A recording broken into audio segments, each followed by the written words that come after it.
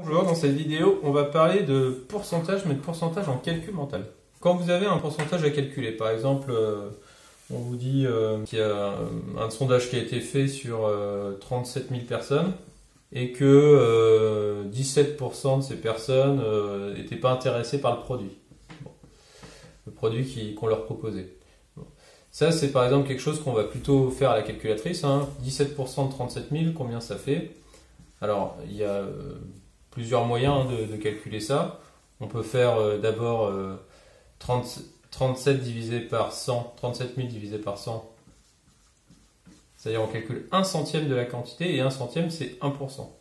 Ça représente 1% de la quantité et on multiplie par 17.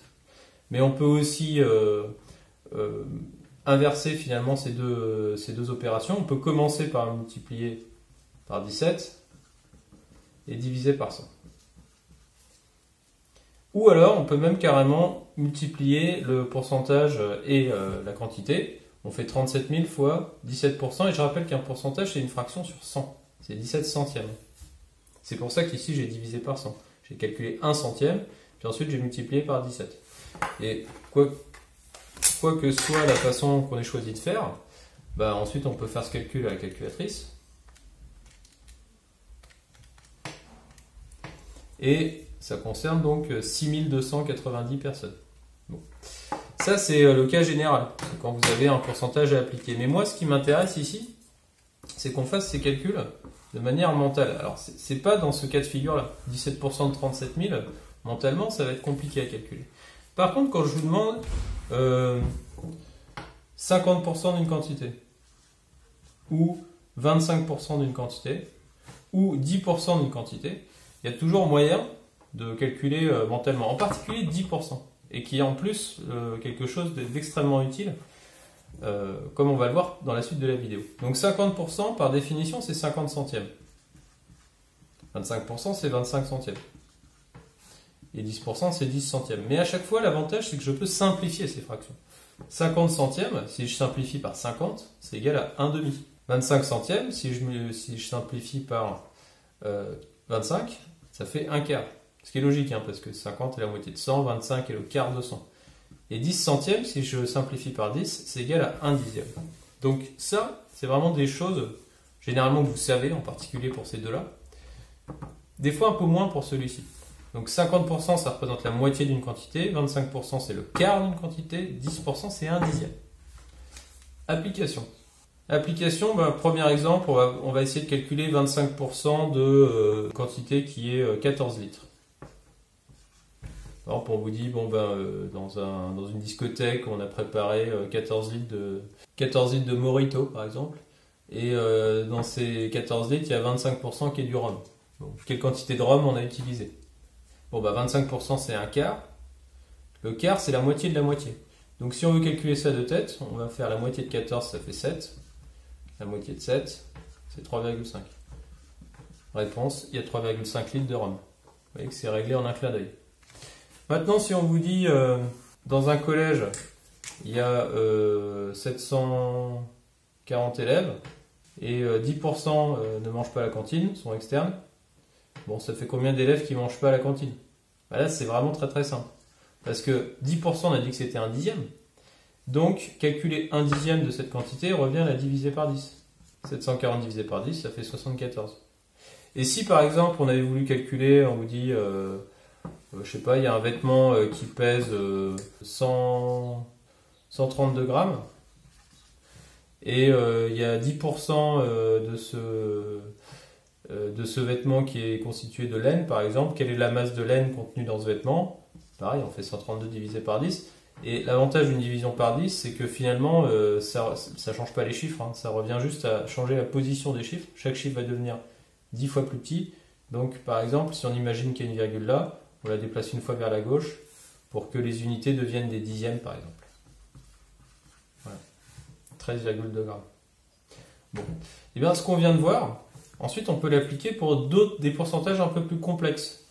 Par exemple, si je vous demande de calculer, alors un grand classique,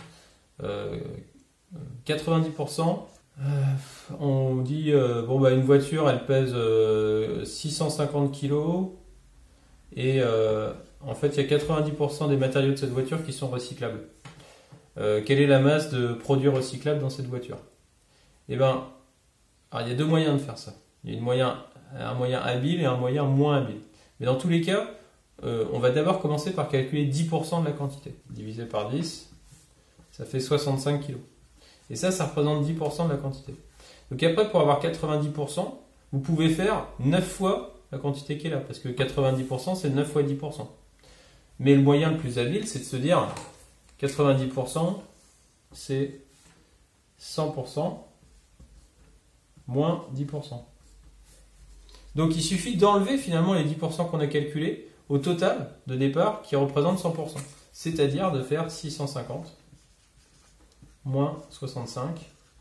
Et à ce moment-là, on a moins 50, ça fait déjà 600, puis encore moins 15, ça fait 585 kg. Plus simple à faire que de faire 65 x 9 qui de tête serait pas très aisé à faire. Ça c'est utile par exemple quand je veux dire l'utilité que vous pouvez avoir de ça, c'est quand vous voulez calculer de tête un prix soldé.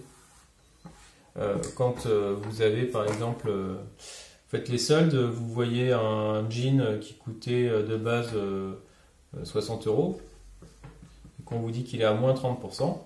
Vous voyez que là, on peut vraiment calculer très facilement de tête le prix soldé. Ça veut dire qu'il faut enlever 30% au prix. Donc 10% de ce prix, c'est 6 €. 6 x 3, ça fait 18 €, qui représente 30%. On enlève 18 à 60, il nous reste 42 €. Donc dès le mois de janvier, jeunes gens, vous pouvez appliquer ça dans vos achats vêtements. Un autre exemple, un dernier, par exemple 15% d'une quantité. Si on veut calculer 15% de 42 grammes, il y aura différentes façons de faire. Par exemple, on pourrait faire 42 grammes divisé par 10, ça fait 4,2 grammes. Et ça représente 10%. Après, il me faudrait 5%, parce que 15%, c'est 10% plus 5%. 5%, c'est la moitié de 10%. Donc, je vais prendre la moitié de mon résultat. La moitié de 4,2, c'est 2,1. Ça, c'est 5%. Et ensuite, en additionnant 4,2 plus 2,1, je trouve que 15% de 42 grammes, c'est 6,3 grammes. Mais je pourrais faire aussi comme ceci. Une fois que j'ai mes 10%, je peux me dire que 15%, c'est 25% moins 10%. À ce moment-là, je fais la moitié de 42, c'est 21, ça c'est 50%. La moitié de 21, c'est 10,5, ça c'est 25%. Et après, je fais 10,5 moins 4,2. Et ça va me donner encore, parce que 25% moins 10%, ça fait bien 15%. 10,5 moins 4,2, ça me fait encore 6,3. Donc vous voyez qu'une fois qu'on sait calculer, en particulier 10% d'une quantité, et vous voyez que même 25% c'est utile dans bien des cas, on peut combiner ce qu'on sait faire pour calculer d'autres pourcentages comme 15%, 90%, 30%, 95%. On pourrait faire aussi ça. Donc voilà ce que vous pouvez faire à présent sur le calcul mental de pourcentage.